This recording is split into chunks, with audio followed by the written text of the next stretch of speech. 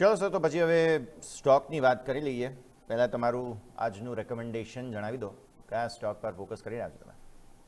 Stock સ્પેસિફિકમાં NTPC chart ઉપર થોડો સારો લાગી રહ્યો છે. 378 379 ઉપર બ્રેકઆઉટ આપીને 380 વાળા લેવલની આસપાસ અત્યારે ટ્રેડ કરી રહ્યું છે.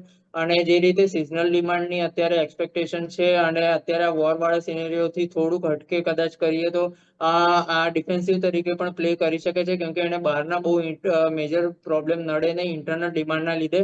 સ્ટોકમાં એક સપોર્ટ આવી શકે છે. નીચેની તરફ 370 નો એક એસએલ રાખીશું. ઉપરની તરફ 390 અને 400 ના બે ટાર્ગેટ માટે 380 ના ભાવથી એનટીપીસી સારો લાગે બાઇંગ માટે.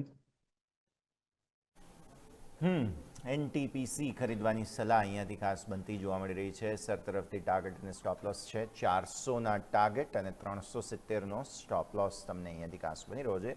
એનટીપીસી ખરીદવાની સલાહ અહીંયાથી ખાસ બની રહી છે. શ્યામ સર, અંદાજિત ટાઈમ ફ્રેમ શું કહી રહ્યા છો તમે અત્યારે ફિલહાલ અહીંયા?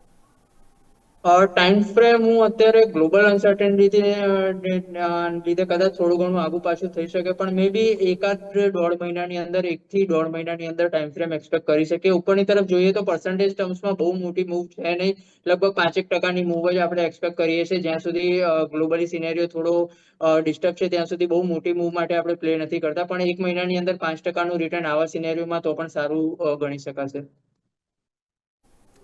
ઓકે, વ્યૂ આ પ્રમાણે નજર રાખીશું.